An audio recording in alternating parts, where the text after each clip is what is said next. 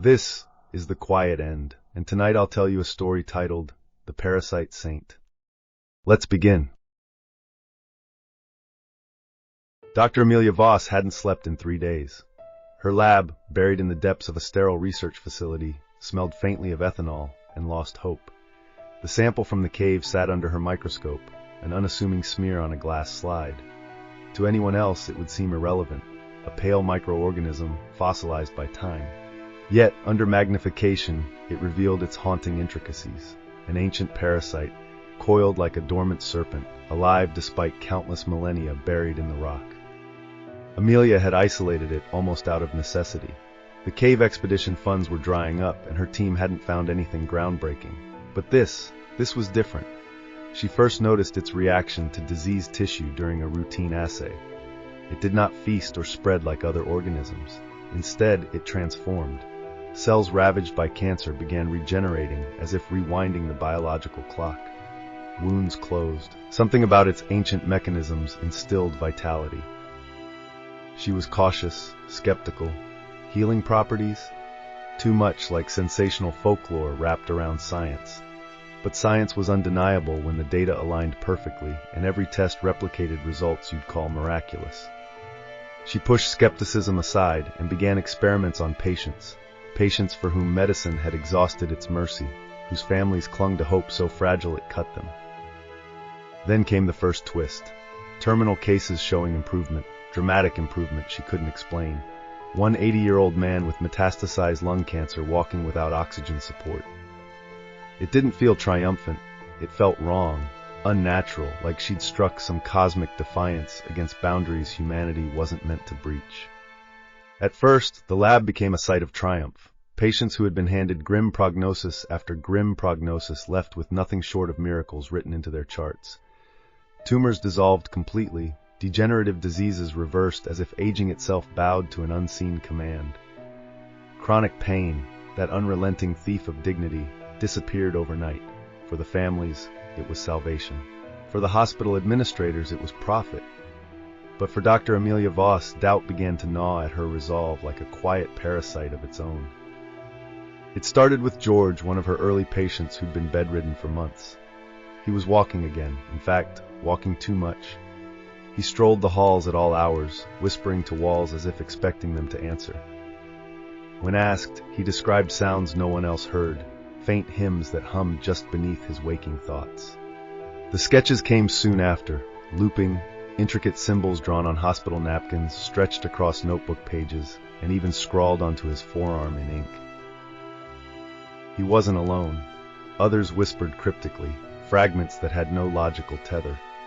Samuel, a lymphoma survivor, murmured about a veil torn asunder, his hands trembling as he clawed at the air above his hospital bed. They spoke of dreams, vivid and unyielding, where glowing figures with hollowed eyes etched patterns into the night sky. The serenity they radiated was even stranger, complete, unwavering peace that didn't comfort but unsettled. Amelia was familiar with post-recovery euphoria, but this wasn't joy. It was as if their emotions had been hollowed out, replaced by something cold and foreign. The parasite's power had patched their flesh, but Amelia began to wonder, at what cost? The clinic changed overnight. News of Amelia's discovery spread like wildfire, despite her attempts to shield it. Some whispered that she held the answer to humanity's suffering. Others called it divine intervention, not science but providence. People arrived in droves, desperate and frail, lining the hallways and clutching at the promise she had never intended to make: miracles. Among the cured, something far stranger was taking root. Not only were they gathering, but they were organizing, quietly, methodically. They spoke of a saint, though Amelia couldn't find the origin of this term. They said the saint would guide them, show them the true purpose of their second chance. When asked who or what the saint was, their answers varied like fragmented whispers. Some called it a prophet. Others simply smiled and said, "You'll see soon enough." The drawings were more frequent now, spreading beyond her patients until visitors began carrying them, etched hastily onto scraps of paper, onto the walls of clinic bathrooms, even carved absent-mindedly into their own skin. It occurred to Amelia late one sleepless night, to compare these symbols with the photographs taken during the parasite's discovery. She froze as the matches appeared on her screen. The drawings were identical to ancient carvings found near the cave, carvings her team had dismissed as primitive religious iconography. Spiraling patterns encircled humanoid figures with outstretched arms. She had thought little of it then, but now the question loomed, heavy and cold. Had she isolated a parasite, or unearthed something sacred, or something profane? Amelia chose her subject carefully. George, the man who had once whispered to the walls, appeared more lucid now, though there was still something unsettling behind his eyes, an unnatural calm. She cornered him in an empty examination room where the hum of fluorescent lights barely masked her tightening breath. As she pressed him for answers, her words came out harsher than she intended. George didn't flinch. He only sat, hands clasped together, his gaze miles away. He spoke softly, as though unraveling a secret both sacred and profane. He called it the Parasite Saint. His tone was reverent at first, as if merely saying the name was an act of devotion. Yet the reverence turned sour, a trembling edge crept into his voice. "It's not healing us because it cares for us," he admitted after a long pause. "It doesn't love, it consumes. We carry it and it grows stronger every day, but it fills us with something, Doctor. Something you can't fight, an overwhelming need. You feel it here." He tapped his chest, directly over his heart. "Worship is not a choice, it's a command, written into every breath." Amelia felt her stomach turn. Manipulation. This wasn't an ancient cure, it was a puppet master, a parasite playing God. Her mind raced, struggling to reconcile the brilliance of what she had discovered with the horror of what it truly might be. She realized George wasn't lucid at all, not in the way she'd hoped. He didn't belong to himself anymore. None of them did. Amelia arrived near the cave at dusk, the shadows stretching long across the abandoned landscape. The thrumming sound hit her before she could see the crowd. A deep, rhythmic chant carried in waves, raw and primal, wrapping tightly around her chest. Hundreds of the cured were gathered, their faces turned skyward, their voices harmonized in tones that shouldn't have been possible for human vocal cords. They moved in strange patterns, arms outstretched, circling the mouth of the cave in synchronized rituals that defied reason. Amelia stumbled forward, gripping the edges of her sanity as she demanded answers, shouting over the tide of voices. No one even turned to acknowledge her. It was as if she had ceased to exist in their world. She pushed through the crowd, but the further she approached the cavern, the thicker the air became, oppressive and near suffocating, as though the earth itself radiated malice. The ground beneath her feet vibrated, faint at first, then so violently she fell to her knees. With shaking hands, she realized that this wasn't mere chanting, it was summoning. Deep, far below the stratum of rock and dirt, something stirred, something ancient, malevolent, patient. The parasite, she realized, was no miracle. It was merely a herald, a keyhole through which some unthinkable force could gaze. Her voice broke as she screamed, but her words were swallowed by the endless synchrony of their worship. It did not matter what she believed. Their faith had already opened the door. It started small, a faint itch on Amelia's fingertips where she'd brushed against a contaminated slide during her frantic analysis. She scrubbed her hands raw afterward, but the sensation lingered, crawling deeper than skin. Within 2 days, the whispers began. At first, indistinct murmurs like distant voices leaking through cracked walls. By the 3rd night, they were close, not outside her door, but inside her head, threading words she couldn't understand into her consciousness. Amelia wasn't sleeping anymore, not truly. Every time her eyes closed, the visions arrived. At first, flashes of twisting patterns, the same ones her patient sketched obsessively. Then came the silhouette, enormous, human-like, but horribly wrong. Its limbs were elongated, its head crowned with parasitic tendrils that swayed as though sensing her. She woke gasping, the impression of its glowing eyes burned into her mind. Meanwhile, the cured were changing. She saw it firsthand under the hospital fluorescence. Their veins darkened, branching under their skin like spreading ink stains.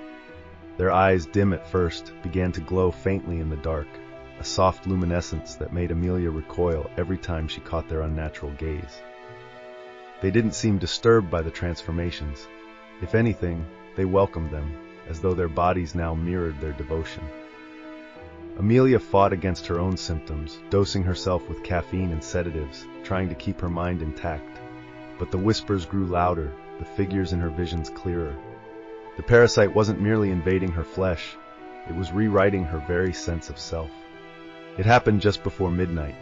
The chants reached a crescendo, louder than anything Amelia thought human throats could produce, reverberating across the valley like a primal scream. The earth trembled violently, groaning as though unwilling to yield what lay beneath. Cracks spiderwebbed across the ground, and a long, jagged fissure tore through the rocky terrain near the cave, its edges glowing faintly with a sickly, pulsating light that defied nature itself. Amelia couldn't look away, though every instinct screamed at her to flee. From the chasm crawled the entity, a form both colossal and incomprehensible, a living contradiction that defied her understanding of shape or substance. Tendrils emerged first, writhing like predatory serpents. Then came masses of glowing flesh, pulsating with dim light, as though it carried the heartbeat of something older than time. Eyes, or what she thought might be eyes, rippled across its surface, each fixing on the crowd below. The cured dropped to their knees in perfect unison, their chants twisting into near hysterical cries as they called its name with unwavering devotion. Amelia recognized the word from George's whispers, the Parasite Saint. They reached out for it, their glowing eyes consumed with awe as though witnessing their salvation. Amelia turned to run, but her legs faltered. It wasn't exhaustion, it was something else. Her body refused her commands, trembling as though tied by invisible strings. The pull wasn't physical but deeper, dragging at her will. Whispers flooded her mind, growing louder, words not in her own voice but irresistibly compelling. She fell to her knees, tears streaming down her face as a single, shattering thought rose above the chaos. It wasn't just the cured who were chosen. The entity's reach was swift, relentless. Tendrils slipped through the earth like veins searching for sustenance. Cities became domains of chaos as the parasite's influence spread with no resistance. People who had never touched the cure began to fall, succumbing to the irresistible pull. Families tore apart, governments crumbled under loss, and the incomprehensible worship taking hold in the hearts of their people. Amelia didn't fight anymore. She couldn't. The whispers were no longer whispers, but the consuming voice in her mind, drowning out her thoughts, silencing her screams. She joined the endless sea of kneeling devotees, some chanting, others trembling with reverence. Her mind, once sharp and defiant, was now placid, a calm vessel through which only praise for the saint could flow. Above them, the sky darkened. Tendrils from the entity reached upward, immense and unstoppable, blotting out the sun like ink spreading across the heavens. The glow of its pulsating flesh painted the world in hues of muted greens and yellows, an eternal twilight where nothing human could thrive. Then the final betrayal, a silence fell, the chants stilled, and in that empty void every soul lifted their gaze to the enormous figure in awe and despair. No salvation, only devotion. Humanity was no more. There were no nations, no dreams, no individuality, only endless worship. And the saint watched.